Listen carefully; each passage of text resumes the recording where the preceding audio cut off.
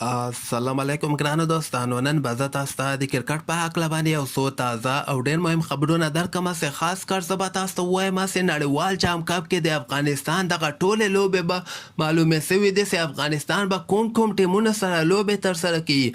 او بل به زه تاسو ته ووایم چې د آی سی سي له طرف نه دغه د افغانستان د لوبغاړو رشید خان، محمد نبي او مجیب زدران درجه بندي هم اعلان سوې ده. په دغه کې کوم لوبغاړي مخکې سوي دي او کوم لوبغاړي شاته تللي دي هغه به زه تاسو ته ووایم. او بل به زه تاسو ته دغه شپږیزه کې نن دوه ډېرې زبردسته لوبې هم ترسره سوولې. دغه یوه لوبه د شهزاد محمدي دوی ټیم هم ترسره کړله، خو شهزاد یو ځل بیا ناکامه سوی ده. او سبا ته هم که خیر دوه لوبې ترسره کیږي. د حضرت الله زازي دوی ټیم لوبه هم سبا ترسره کیدونکې ده. دغه لوبه کله په څو بجو باندې ترسره کیږي هغه به هم زه تاسو ته ووایم. مهم معلومات در سره شریکوم. ویډیو تر اخره پورې وګورئ، په هر څه به تاسو پوه سئ. نو راځم اول زه تاسو ته وایم چې نړیوال جام کپ کې به افغانستان ټوټل اووه لوبې ترسره کړي، دوه به پریکټس لوبې او دغې نه علاوه پنځه به مین لوبې ترسره کړي، یعنې هغه مهمې لوبې پنځه لوبې به افغانستان ترسره کړي. دغه یوه لوبه خو استرالیا سره ده، بله لوبه انګلند سره ده، بله نیوزیلند سره ده. دغې نه علاوه دغه ګروپونه تاسو وګورئ چې یو ټیم به دغه A ګروپ نه راځي او بل ټیم به دغه B ګروپ نه راځي.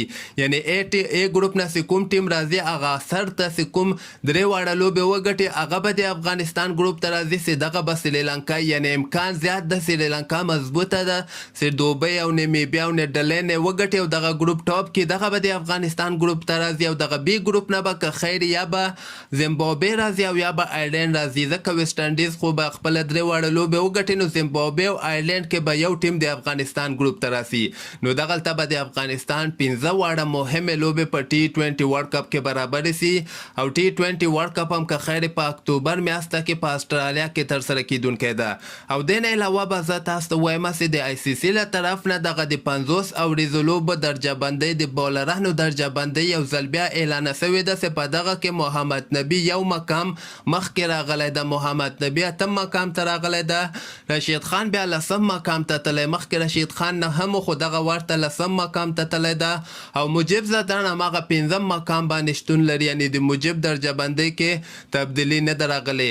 او دې نه علاوه به زه تاسو ته ووایم چې نن هم په شپږیزه کې دوه ډېرې زبردسته لوبې ترسره سوولې. دغه سهار ټایم کې چې کومه لوبه ترسره سوله د آفتاب عالم ټیم چې کوم ده هغوی د اصغر افغان او حمزه هوتک دغوی سره شهزاد هم د ګلبدین هم د دغه لوبه کې بیا صرف یو 50 رنزه ټارګټ د آفتاب عالم ټیم ورکړی و. هغوی بیا ډېر په اسانۍ سره دغه ټارګټ پوره کړی ده. خو دغلته به زه تاسو ته ووایم چې شهزاد محمدي یو ځل بیا ناکامه سوی ده. دغه دویمه لوبه ده چې په شپږیزه کې شهزاد محمدي ناکامه کیږي. او دغه لوبه بیا د اصغر افغان دوی ټیم دغه ټارګټ پوره کړی ده، په 8 اورو کې دغه ټارګټ پوره کړ او دغسې خپله دغه اولنۍ لوبه هم په شپږیزه کې وګټله. خو دویمه لوبه چې کومه ترسره سوله دغه ډېره زبردسته لوبه ترسره سوله. د رحمان الله ګربز دوی ټیم کابل چې کوم د هغوی سپین غر سره لوبېدلي ول.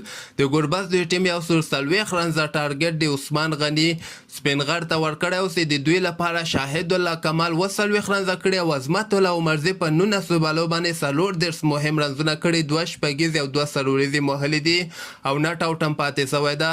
خو بل طرف ته دغه د سپین غر ټیم لپاره نجیب زدران په 11 بالو باندې یو 50 مهم رنزونه کړي، درې شپږیزې او 15 څلوریزې وهلي دي او دغسې دغه لوبه یې ډېر په اسانۍ سره ګټلې دي. یعنې 15 اور کې سپین غر دغه ټارګټ پوره کړی د عثمان غني 21 رنزه کړي او بهار شینواري 11 مهم رنزونه کړي دي. نو د سپین غر ټیم په دغه شپږیزه کې ډېر مضبوطه ټیم ښکاري او داسې معلومیږي چې دغه ټیم به یعنې شپږیزه هم ګټي. خو ګوره راتلونکو لوبو کې څه کیږي. سبا ته هم دوه ډېرې زبردسته لوبې ترسره کیدونکې دي. سهار ټایم کې د حضرت الله زازي دوی ټیم به که خیر د شاپور زدران ټیم سره لوبېږي. دغه لوبه 9 بجې ده د زازي دوی ټیم. او غرمې ټایم کې چې کومه لوبه ترسره کیږي دغه کې به اشمت الله شهیدي ټیم چې کوم ده د احسان الله جنت ټیم سره به غرمې ټایم کې لوبېږي. او بل به زه تاسو ته ووایم چې پاکستان هم نن سریلانکا ته په اولنۍ ټیسټ لوبه کې ماتې ورکړې ده. دغه لوبه کې پاکستان یو نوی ریکارډ هم جوړ کړی ده چې 342 رنز ټارګټ سریلانکا ورکړی، پاکستان بیا پوره کړی دا. اول ورته دومره زیات ټارګټ په سریلانکا کې پوره کیږي چې دغه ریکارډ هم پاکستان خپل نوم باندې کړی ده. دغه اخرنۍ ورځ باندې پاکستان ته 120 رنزه پاتې ول، خو دوی دغه رنزونه پوره کړي دي. د دوی یو اوپنر بیټسمین د عبدالله شفیق نومیږي، 160 مهم رنزونه کړي دي. بابر اعظم اولنۍ اننګ کې سلیزه وهلې وله، دویم اننګ کې 55 رنزه وکړل، همدغسې محمد رضوان هم 40 رنزه کړي دي.